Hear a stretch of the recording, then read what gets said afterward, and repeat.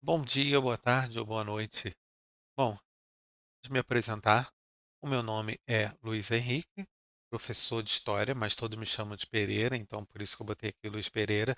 Sou professor de História do Pré-Vestibular Social Leonardo Euler. A gente pensou nessa aula de vídeo aqui porque a gente não pôde estar presente no dia 6 de setembro de 2025 em sala. Então, a maneira da gente compensar, a gente está trazendo para vocês essa aula. Essa aula ela vai ser disponibilizada no YouTube e a gente vai dividi-las em capítulos. Então, vai ser uma aula um pouco mais longa, mas ao mesmo tempo vocês vão poder se guiar pelos capítulos.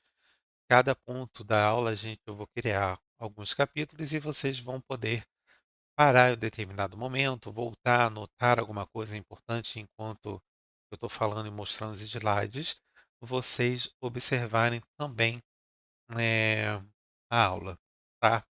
E a aula de hoje é sobre o período entre guerras, que é o período entre 1918 e 1919. Mas eu acho interessante a gente já tratar de algumas coisas aqui, que quando a gente está pensando na prova. E uma das questões que a prova pede bastante é a gente pensar em algumas definições. E uma delas é: o que foi o período entre guerras? Eu acho que é a principal questão que a gente pode trazer aqui. O que foi esse período entre guerras? Tá? Então, quando a gente não sabe uma questão na prova, então a gente tem que ir pelo óbvio. Se a gente fosse responder pela obviedade, a gente falar o que foi o período entre guerras, a gente vai responder, foi o período entre uma guerra e outra. Lógico, básico. Mas, para evitar que você cometa um dos principais erros em uma prova, o que é? É você deixar uma questão em branco. O mais importante é você colocar coisa na prova. Então, se não sabe, responde o óbvio. O que a gente vai fazer aqui, a gente vai fazer é incrementar essa resposta. Esse termo entre guerras, ele só é utilizado para a gente referenciar o período entre a Primeira Guerra Mundial e a Segunda Guerra Mundial. Então aí a gente já pode incrementar a nossa resposta. O período entre a Primeira Guerra Mundial e a Segunda Guerra Mundial. O que a gente vai fazer aqui é justamente implementar algumas questões, colocar os fatores que causaram isso. E é justamente sobre eles que a gente vai começar a tratar agora.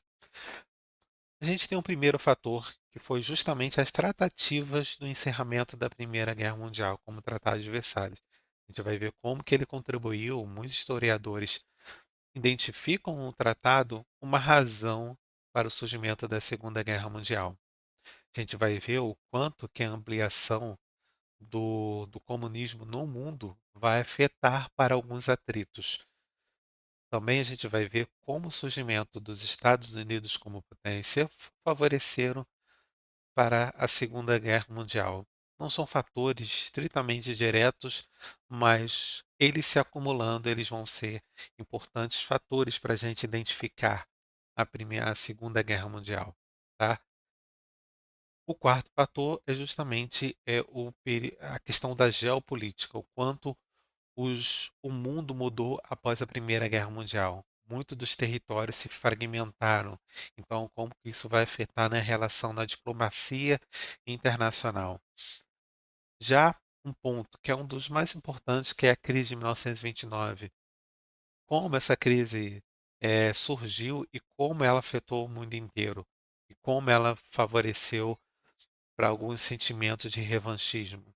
Revanchismo que está muito em uma das características do nazifascismo, não só na Itália e na Alemanha, são os principais países, mas também a gente vai ver como isso também se alastrou para o mundo inteiro e como foi um fator forte para essa Segunda Guerra Mundial. Não chega a ser um fator, mas importante a gente entender que é justamente onde que está o Brasil nesse período entre guerras. Quando terminou a Primeira Guerra Mundial e começou a Segunda, qual era o que era o Brasil, né? Qual era a forma econômica, a forma política, quem governava. Então é importante a gente entender esse contexto histórico no país nesse momento. E por fim, aí a gente vai ter fatores diretos são os últimos movimentos que foram fatores que culminaram na declaração de guerra. São esses 8 fatores que a gente vai tratar na aula de hoje, tá? Então, acho que é importante a gente salientar esses pontos de hoje. Então, gente partindo já para o primeiro fator, que é justamente sobre o Tratado de Versalhes. E até antes mesmo da gente falar sobre o tratado, a gente vai falar dos 14 pontos do Wilson, não, de Wilson, né, que é o presidente norte-americano. Ele falava de uma paz sem vencedores e sem vencidos. Ele queria evitar que existisse um tratado que penalizasse tanto um determinado país que ele saísse ressentido desse tratado. Então, ele trouxe alguns pontos, como a abolição da diplomacia secreta, a paz armada que surgiu antes da Primeira Guerra Mundial, que era uma diplomacia de alianças e dos países se armarem, foi um fator que se identificou para o surgimento da Primeira Guerra Mundial. Uma supressão das barreiras econômicas, evitar que você tivesse penalizações econômicas para que esses países pudessem crescer após a Primeira Guerra Mundial, uma redução ao mínimo dos armamentos, até porque os Estados Unidos, aqui a gente começa a ver a gênese dos Estados Unidos como um país de alta produção de armamento, tá? E o que aconteceu de fato foi a criação das Ligas das Nações. É uma instituição internacional criada justamente para que houvesse essa diplomacia internacional, em que os impasses entre um país ou outro tivesse uma liga e que essa liga fosse responsável por determinar eh, o bom senso, determinar algumas ações, limites de territórios. A gente vai ver que as Ligas das Nações ela não foi bem sucedida nisso. Então, esses são, entre os 14 pontos, esses são os que mais saltam aos olhos sobre os 14 pontos do então presidente norte-americano Wilson, tá? Só que o Tratado de Versalhes, ele também pode ser chamado como imposição, porque o tratado, a gente trata um tratado, a gente é, não é combinar, mas troca informações, trata, negocia. Só que aqui não. Os países que saíram, principalmente a Itália e a Alemanha, elas foram responsáveis pela guerra, então elas sofreram grandes sanções. Só uma coisa para passar para vocês: o Tratado de Versalhes é um dos tratados da Primeira Guerra Mundial. O Tratado de Versalhes ele vai ser específico para a Alemanha. Então a gente vai ver outros tratados e esses tratados eles vão justamente falar sobre para cada país. O Tratado de Versalhes, por exemplo, é para a Alemanha e vão haver outros tratados para os demais países que perderam a guerra. Então, esse Tratado de Versalhes ele tem uma ideia muito punitiva. Então, vai punir aí a Alemanha como os outros países também. E uma das principais itens foi uma restrição de armamento, uma forte restrição onde você não poderia mais produzir uma determinada quantidade de armas e o seu exército também não poderia ter um determinado contingente. Você teve uma redução a Alemanha teve uma redução do seu território original antes da Primeira Guerra Mundial e ela teve uma restrição, ela não poderia expandir mais após o fim da guerra. Tá? E você teve restrições e punições financeiras muito grandes. Então a Alemanha, além dessa aí perdedora, com seu território bastante destruído, ela ainda teve sanções em termos de território, de armamento e também financeira. Então já é uma ideia punitivista. Mais para frente a gente vai ver que isso vai ser resgatado para um determinado fim. Então, o Tratado de Versalhes é um desses fatores. A gente também pode considerar também que o crescimento do comunismo ele foi importante para esses atritos no mundo, porque quando a gente pensa no final da Revolução Francesa, a gente teve ao mesmo tempo declínio das monarquias absolutas, e aí você teve um vácuo. Diversas ideias antes já estavam surgindo, então você tem surgimento de novas ordens políticas. Se a gente não tem uma monarquia absoluta, onde o rei reina absoluto sobre a religião, sobre os demais esferas da sociedade, como é que vai ser a nova ordem política? A gente tem, por exemplo, Montesquieu falando dos poderes executivos, legislativo e judiciário. Então você tem diversas ideias e o comunismo é um deles, tá? E o Manifesto Comunismo, o Manifesto Comunismo, ele tem, traz, através de Karl Marx e Friedrich Engels, em 1848, uma nova ideia de, de organização política, tá? E você tem pequenas experiências do comunismo pelo mundo. Uma das primeiras e maiores experiências do comunismo na história é que aconteceu em 1905 e duas vezes em 1917, que são as revoluções russas, que causou a queda da monarquia russa. Até 1905, a Rússia era uma monarquia. E depois, em 1917, o grupo que alcançou o poder não estava necessariamente atendendo aos anseios da população. Então, você tem uma disputa de poder e até de ideologia política dentro da Rússia em 1917. Mesmo depois, com a implementação da Revolução Russa, em novembro de 1917, a gente teve um em março e outro em novembro de 1917, que acabou causando também a saída da Rússia da Primeira Guerra Mundial. E a gente teve uma guerra civil que surgiu até 1921, e a gente tem a figura de três personagens importantes: Leon Trotsky, Vladimir Lenin e Joseph Stalin. Esses três eles vão pensar nesse novo Estado e a criação vai deixar, e ao final dessa guerra civil, você vai deixar de ter a Primeira Guerra Mundial, desculpa, você vai deixar de ter a Rússia e você vai ter a criação da União das Repúblicas Socialistas Soviéticas, ou como é comumente dito, União Soviética. Tá? Então ele segue uma outra lógica, né? E aí você, a partir da Revolução de 1917, da criação da União Soviética, você tem uma ampliação do comunismo pelo mundo. Então a Revolução Francesa, a Revolução Russa, ela trouxe um exemplo de larga escala de uma aplicação do comunismo.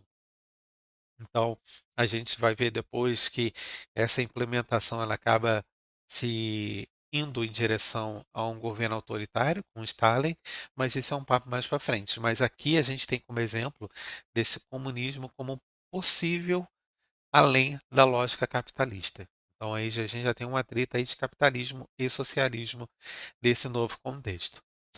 E aí a gente tem os Estados Unidos como uma nova potência ascendendo. E aí, com a Primeira Guerra Mundial, a gente pode dizer que ela foi europeia, né? Porque os seus conflitos ela aconteceram em território europeu, então você teve um território norte-americano que ficou intacto. Então você não tem que ter os gastos de reconstrução, tá? Então os Estados Unidos passou por um processo de industrialização muito forte ainda durante a Primeira Guerra Mundial, e ela só cresceu nesse período. E após o final da Primeira Guerra Mundial, ela se tornou um financiador da reconstrução da Europa através de empréstimos. Então, ele cresceu e muito de importância nesse período, tá? E você tem os loucos anos de 1920, né? O American Way of Life, que é um modo de vida americano, uma forma de vida americana, em que você vai ter algumas características como uma alta produção, uma produção muito grande, crescimento de empresa, mais empresas vão surgir e crescer. Você vai ter um aumento de uso de bens e consumo. E a situação estava tão próspera nesse momento que você vão ter festas grandiosas e luxuosas. Hollywood, ele gosta muito de falar sobre a sua própria história. E quando ele trata desse momento, você vê as festas exuberantes, extravagantes que vão surgir nesse momento. É um reflexo dessa sociedade que estava em pleno vapor. Mas a gente vai ver o quanto que isso também vai ser prejudicial, tá? A gente tem um período de reconstrução após a Primeira Guerra Mundial, que a gente chama de geopolítica, né? Quando a gente está falando de surgimento de países e também de uma nova política. Aqui a gente tem um exemplo do mapa. A gente tem um mapa aqui antes da Primeira Guerra Mundial. Então, apontar aqui para vocês, sinalizar aqui para vocês, a gente tem alguns territórios importantes a ser pensado. Aqui a gente tem o Império Austro-Húngaro, aqui não dá para ver, mas aqui é o Império Turco-Otomano. Aqui eu quero que vocês observem a Alemanha. Aqui a gente já tem aqui Império Russo. Então, só ressaltando para vocês, porque a gente a partir vai ver aqui agora, a gente vai ver algumas diferenças. Vocês vão ver que a Alemanha já não está mais do mesmo tamanho. Você tem um surgimento de mais países aqui entre a Alemanha e agora a União Soviética, tanto que aqui já mudou aqui de termo. A gente não tem mais o Império Austro-Húngaro, a gente tem diversos territórios como Polônia, Tchecoslováquia, Hungria, Áustria. Então a gente tem outros países surgindo. Então assim a gente vê uma mudança geográfica, geopolítica muito grande e principalmente sobre o território alemão que acabou sendo fragmentado. Então você vê que ele perdeu o contato aqui com o que antes era o Império Russo e a União Soviética. Então a gente tem um surgimento de novas fronteiras, novos países, o que implica também em nova diplomacia, em novos conflitos, porque a partir do momento que a gente tem a fragmentação principalmente do Império Austro-Húngaro, você tem pessoas que não concordam com essa fragmentação. Então, são novos atritos. Você tem o surgimento da União Soviética, em que vários países capitalistas não vão ver com bons olhos, até com receio. A gente tem a criação das Ligas das Nações e um período de reconstrução. E até esse momento da história, a gente está falando que a economia europeia está se reestruturando. Ela está voltando ao seu status anterior. Até que a gente tem um dos principais fatores desse período, que é justamente a crise econômica global. Como eu falei para vocês, você tem um aumento de produção exponencial, um crescimento de produção muito alto. E você tem aliado a isso uma filosofia do liberalismo econômico, que vai chamar de, a gente também é chamado de liberalismo clássico. Um dos pensadores desse liberalismo é Adam Smith. E ele falava que é até contra uma monarquia absoluta, onde o rei determinava, colocava a mão, as duas mãos na economia. Adam Smith vai defender que não tem que ter qualquer tipo de interferência na economia, que a economia ela se autorregula. Você tem uma empresa grande, você tem o surgimento de outra empresa grande, e o surgimento de uma com outra vai fazer que elas equilibrem a questão do preço. Isso é que é acreditável de Smith. Ele fala sobre a mão invisível do mercado. É ela que vai se regular e com o mercado, o capitalismo, ele tem as suas crises justamente como um fator de regulação. Então, Adam Smith acreditava isso, e esse é o liberalismo clássico, tá? Hoje a gente não vive sob o liberalismo clássico, a gente vive sob o neoliberalismo. Isso é papo mais para frente, mas nesse momento o mundo e principalmente os Estados Unidos ele vive esse liberalismo clássico, esse liberalismo econômico.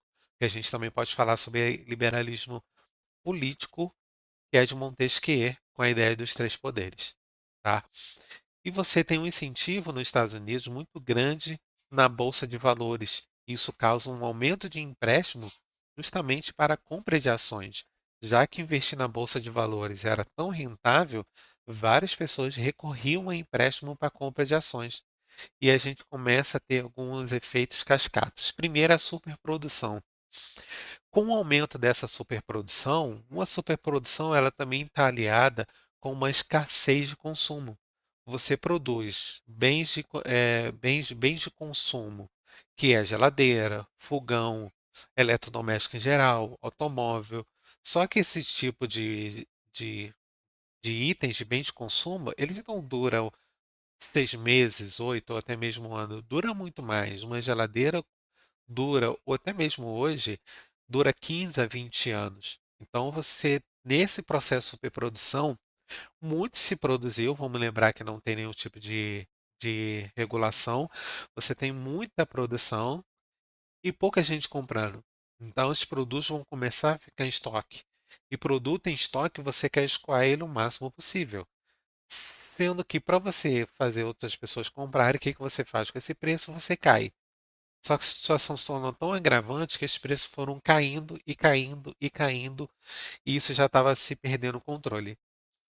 Um outro fator importante é a questão dos empréstimos. Se chegou a estimativa que você tinha em nível de quantidade financeira muitos empréstimos acontecendo e dinheiro, vamos dizer, limpo, sem empréstimo menor. Então você tinha muita gente pegando empréstimo, mas pouca gente conseguindo ou pagando de fato. Então você tem pouco tempo antes da quebra da Bolsa de 1929, você tem um número enorme, centenas de bancos a cada mês fechando as portas. Justamente não estava conseguindo suprir essa quantidade de empréstimos e na hora de cobrar ele não estava conseguindo resgatar isso. E a gente tem a questão dos valores das ações, porque surgiu uma determinada especulação em que a bolsa que era o momento ideal para você vender ações que elas iriam se desvalorizar. Só que começou um número muito grande de pessoas querendo vender ações. E aí, só que você tinha muitos vendedores e poucos compradores.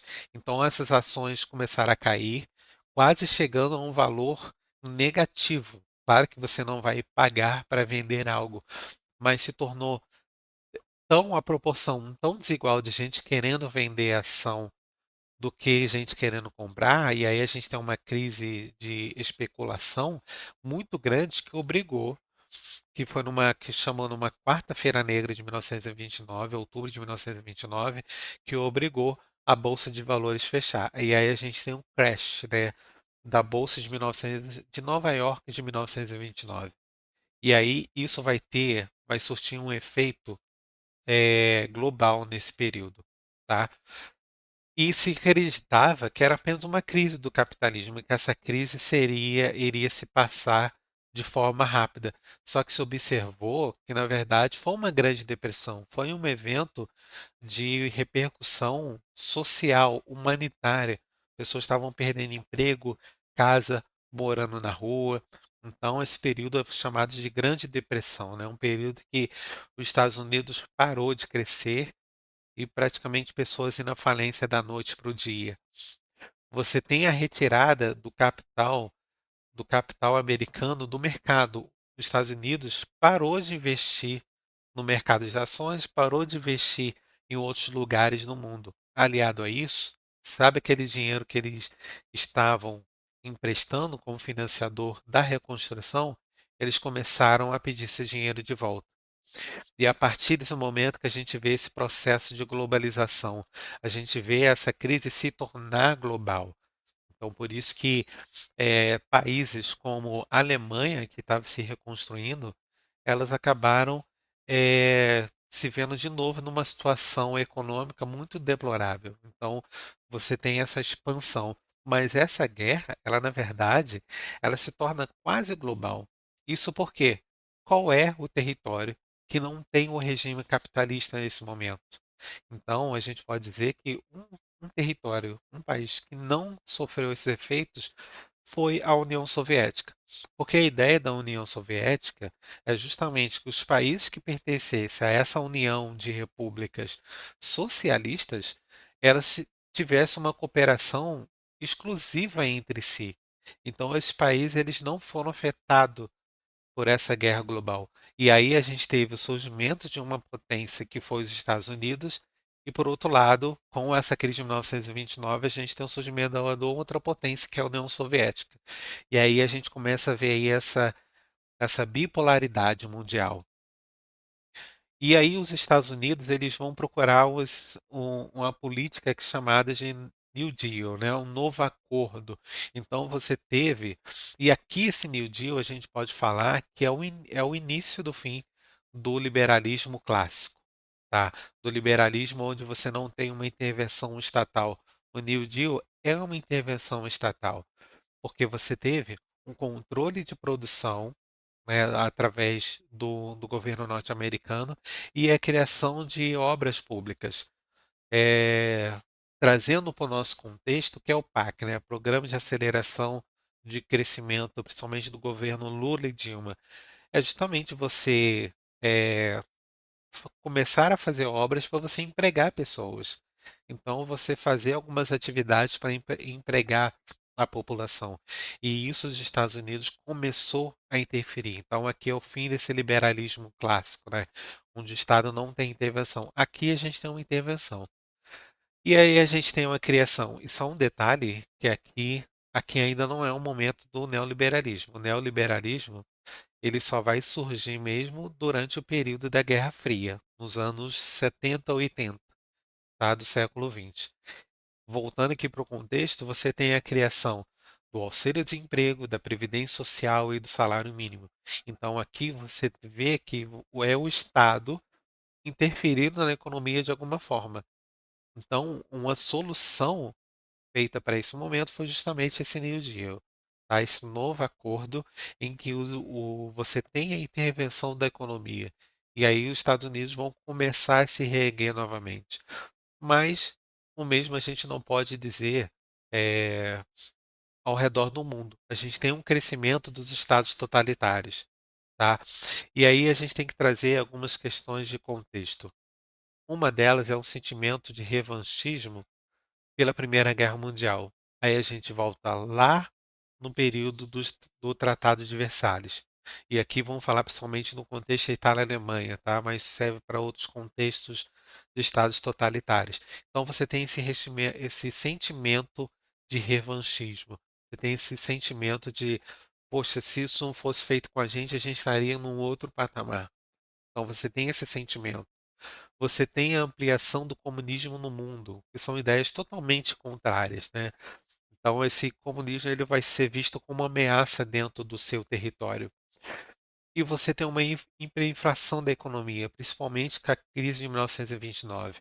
Há uma imagem que você tem uma criança brincando com nota, com papel moeda, porque ele valia tão pouco, questão de centavos, e que criança brincando com aquilo não era necessariamente, não é como você dá R$ 100, é como se você estivesse dando um centavo, ou até menos, que era um bolo de dinheiro. Então você vê como que a moeda vai perdendo valor. E a Alemanha passou, a Itália passou, e diversos países passaram por esse processo. E você tem uma ideia equivocada de Darwin, que é o chamado darwinismo social, onde você tivesse também um processo de seleção, mas uma seleção humana, de pessoas eram mais suscetíveis a sobreviver, suscetível a ter uma intelectualidade maior do que outras. E aí você tem a ideia do ultranacionalismo, da eugenia, essa política de embranquecimento da população. E esse extremo ele chega à xenofobia, isso quer dizer, uma aversão ao estrangeiro. Então, é esse contexto do surgimento dos estados totalitários em sua maior parte. A gente também tem algumas características importantes, né? A gente tem o Estado acima de tudo, você não tem a questão das liberdades individuais, da população ou do bem comum da sociedade. Então, é o Estado acima de tudo. Você não tem espaço para discordância, né? Discordância é traição para um Estado totalitário. Medo das diferenças, medo do estrangeiro, medo de outras culturas. Então, ligado ao ultranacionalismo, você tem uma ideia de uma cultura única, pura, progressista, então você tem uma hierarquização de culturas. Então você tem um medo dessa diferença. O tradicionalismo, que eu acabei de falar, essa ideia de uma nação acima de todas. E você tem uma ideia que o inimigo, ao mesmo tempo, ele é forte, ele é fraco.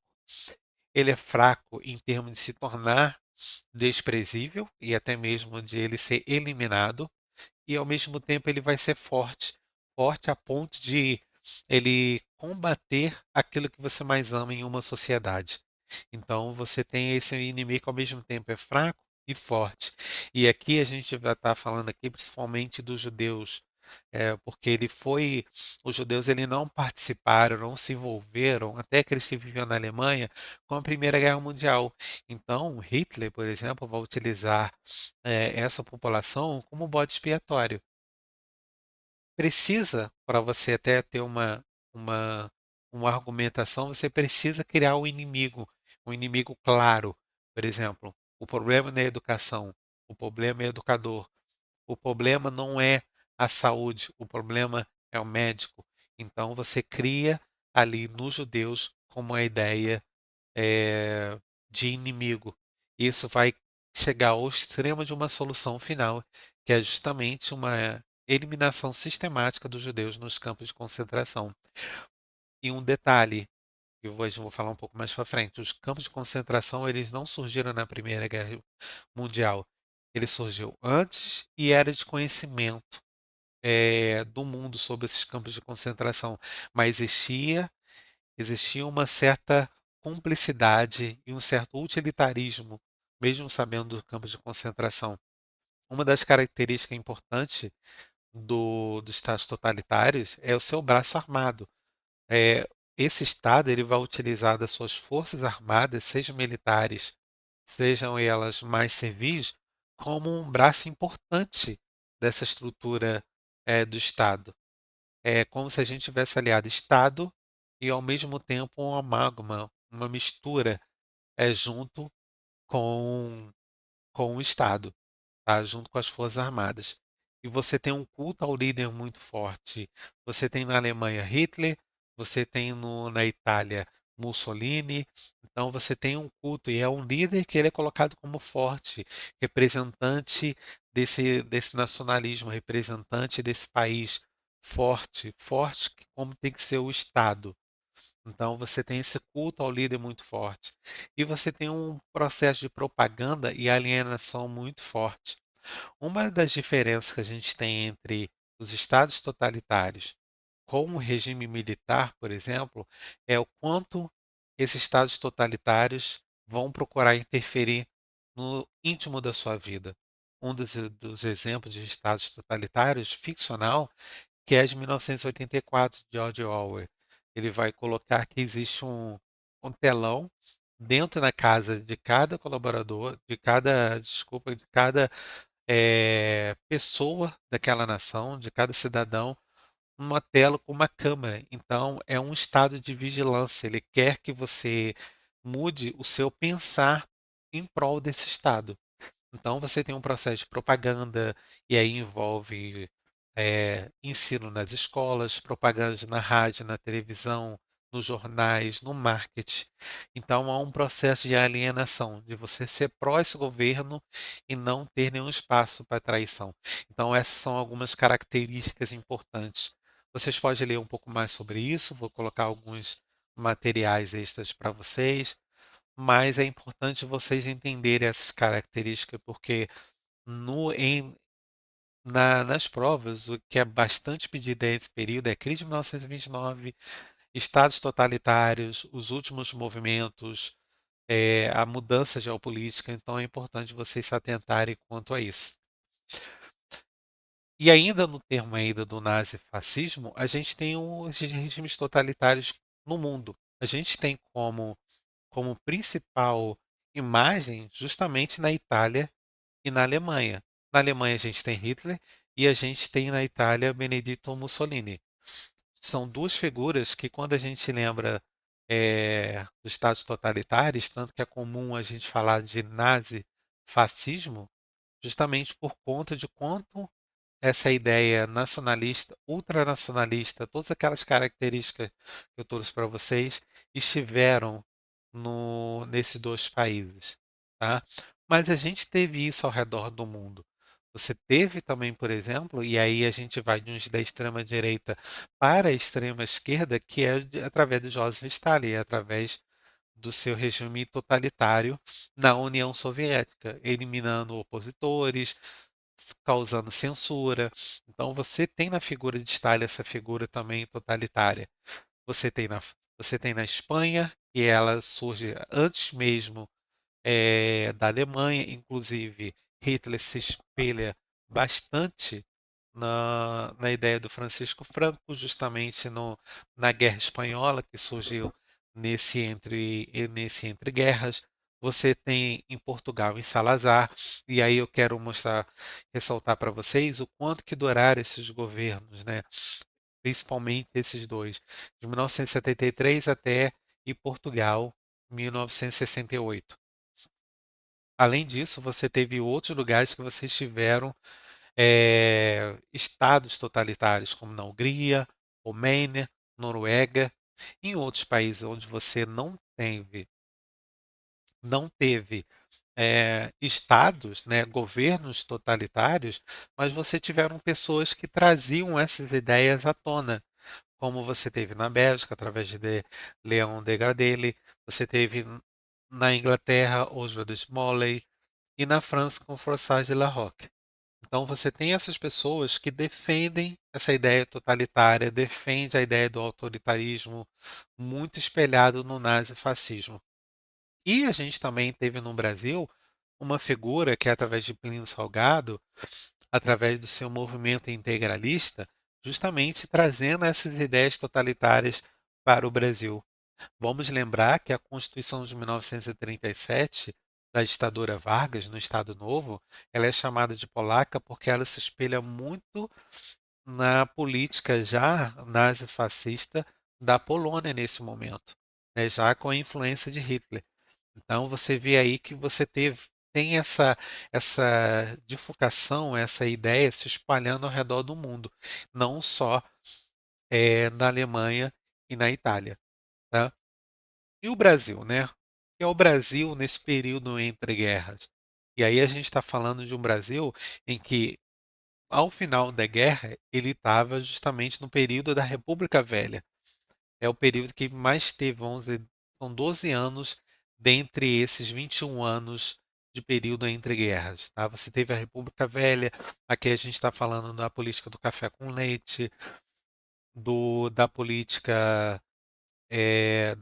de curral, do voto de Cabresco. Então a gente tem o surgimento das políticas de proteção do café, a República Cafeicultora, que é Minas e São Paulo. Então é nesse contexto. A gente passa ainda pelo governo provisório de Vargas, que foi dado na aula anterior a essa, através da professora Ravena e também do professor Rafael, falando sobre esse governo provisório, que foi o período em que Vargas não necessariamente criou uma legislação, tanto que você teve a Revolução Constitucionalista de 32 em São Paulo pedindo uma Constituição, e essa Constituição só vai surgir em 1974, que é o chamado governo constitucionalista de Vargas, tá? E a gente ainda pega um pedacinho do Estado Novo da ditadura de Vargas. Então, quando a gente está falando de entre guerras, em termos políticos, a gente está olhando para essa estrutura política, por esse momento político no Brasil, tá? E a gente tem algumas palavras importantes aqui. A gente tem o crescimento da indústria nesse período. Ela já surge bastante forte antes com os espanhóis e italianos. O surgimento da indústria muito forte no Rio e São Paulo. Aqui a gente tem uma população rural. Essa população ela só vai se tornar majoritariamente urbana só em 1960, durante o governo de JK. Então, é uma população rural. A sua principal produto de exportação é o café que está tendo.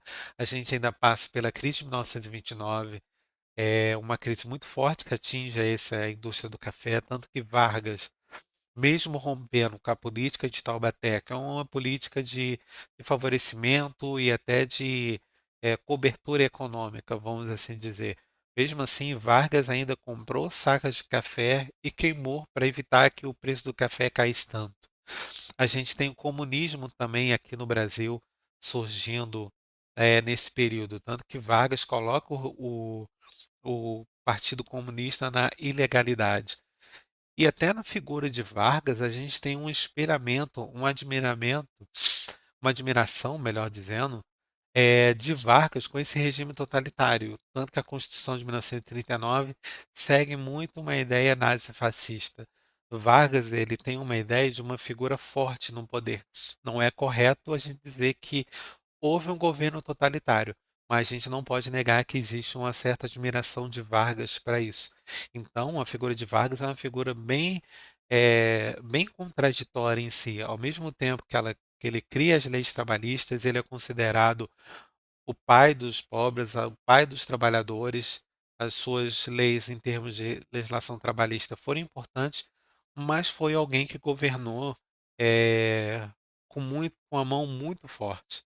E a gente tem um processo, né, de revolução e o golpe, que é muito uma questão de revolução para quem acredita que isso é benéfico, e o golpe para quem acredita que isso foi maléfico. Então você teve esse processo. A gente teve em 1930, no ano de 1930, que foi chamada Revolução de 1930, que foi a saída dessa República Velha e a entrada de uma República Nova, né? República Nova porque foi como Vargas se auto se denominou. Tá? E a gente tem, de novo com Vargas, um alto golpe. Ele dá um golpe dentro do Estado, justamente para ter mais poder. Ele até colocou uma justificativa falsa que foi o plano Cohen. Isso a professora Ravena e o professor Rafael trataram com vocês nas últimas aulas. Então, esse é o contexto do Brasil no período entre guerras, né? E já se encaminhando para o final, a gente pode estar falando aqui dos fatores diretos para uma declaração de guerra, tá? E aí, que fatores são esses, né? A gente tem que esse futuro eixo, que Japão, Itália e Alemanha, que são os países, e o outro seria a Aliança, Estados Unidos, Inglaterra, União Soviética, esse futuro eixo, né, eles vão começar a ter uma política expansionista. O Japão sobre a China, na Manchúria, Itália no norte da África, Alemanha ocupando a Áustria, Tchecoslováquia, Polônia. Então vai ter essa política expansionista e justamente contrariando, né, os tratados como o Tratado de Versalhes, que você não poderia expandir. Então você tem, e na Alemanha você tem um Hitler, ele aliando o cargo de chanceler e presidente e se tornando Führer, né? O líder em alemão. Então ele vai ter uma importância, é a ideia do culto ao líder, né? Então ele vai ter uma presença muito forte nesse estado, tá?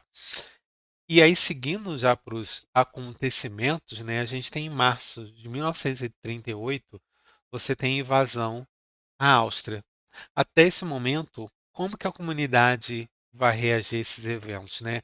Nesse caso, a comunidade internacional vai fazer como se fosse vista grossa, até porque foi era um desejo da Áustria essa unificação. Então você vê essa invasão, porque não houve um processo político, eleitoral, então essa invasão não vai ser vista também com tanto desespero, até porque você tinha um receio de uma nova guerra. Então, isso meio que foi feito vista grossa.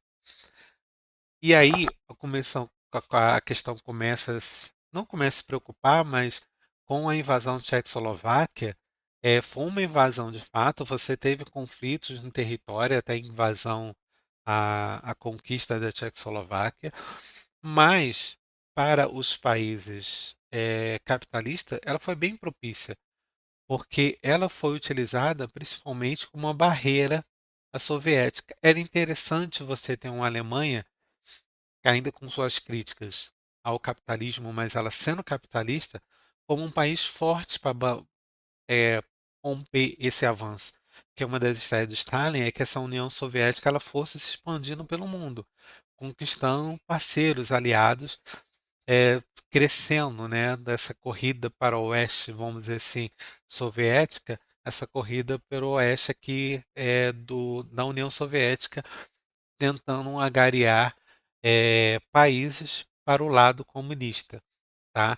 Então, a Alemanha forte aqui era uma barreira importante. Aí que eu falei com vocês, existia ciência de campos de concentração, da criação de guetos e depois dos campos de concentração na Alemanha nazista. Mas se fez vista grossa porque era interessante você ter um país forte se armando conquistando território aqui.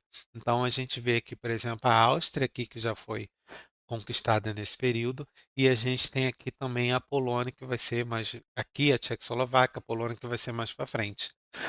Só que nesse meio tempo, então a gente aqui já está no ano da guerra, tá? Então março de 1939. Alguns meses depois, você teve em agosto de 1939 um acordo que espantou muita gente, que foi o Pacto Ribbentrop e Molotov. Justamente os políticos, né, os representantes, né, internacionais, tanto da Alemanha, que é essa figura aqui, aqui no meio está o Stalin, e a figura também política também da Alemanha, né, de relações internacionais. E esse político, essa política, ela tinha uma política de não agressão. Então, toda aquela vista grossa que estava sendo vista até o momento começou a ser vista com certa preocupação. Então, a Liga das Nações, principalmente através de Inglaterra, através da França, deu um ultimato à Alemanha em que ela não se expandisse mais, não conquistasse mais territórios, né? Justamente que uma das motivos da Vista Grossa era justamente uma possibilidade de barreira militar para a Alemanha. E uma das coisas que a Alemanha faz é esse acordo com a União Soviética de não agressão. Então o mundo começa a observar com preocupação, tanto que, menos de um mês depois, quando você tem a invasão da Áustria, desculpa, a invasão da Polônia e que você tem a declaração de guerra, tá? E França e Inglaterra declaram guerra. Aqui na reportagem a gente tem aqui alemães invadem e bombardeiam Polônia e a Grã-Bretanha e estava se mobilizando, tá? Aqui embaixo você tem aqui, britânicos vão cumprir com suas obrigações, justamente cumprindo valer os tratados feitos na Primeira Guerra Mundial. Então aqui a gente tem a declaração de guerra e o início da Primeira Guerra Mundial. Então, o que eu quis tratar com vocês são esses fatores. Então, a gente pode voltar naquela pergunta que a gente fez anteriormente e se perguntar: o que foi o período entre guerras? Aí deixo agora aqui eu mostrar o meu rostinho novamente. O que foi o período entre guerras? Agora a gente pode complementar. Foi um período entre a Primeira e a Segunda Guerra Mundial em que diferentes fatores políticos, econômicos, ideológicos, de disputa de território, eh, foram fatores dessas naturezas que contribuíram para o surgimento de uma Segunda Guerra Mundial. Então, o objetivo de hoje é a gente entender e a gente conseguir definir o que foi entre guerras, tá? Bom, então acho que aqui eu finalizo a aula, vou deixar para vocês eh, esse conteúdo no YouTube, tá? Para vocês conseguirem visualizar melhor, conseguirem ver eh, o que foi esse período de 1918 até 1939, tá? Qualquer dúvida, vocês podem me procurar, pode chegar, pode perguntar, pode ser no grupo do WhatsApp, quando eu deixar o link para vocês, em que o objetivo eu quero que vocês peguem, estudem, peguem o material, vou deixar também uma lista de exercícios para que vocês possam exercitar, tá bom? Gente, obrigado. Espero que vocês tenham gostado. É uma experiência que a gente está fazendo. Então, o nosso propósito é a gente estar ampliando isso até o final do ano. Bom, grande abraço, pessoal.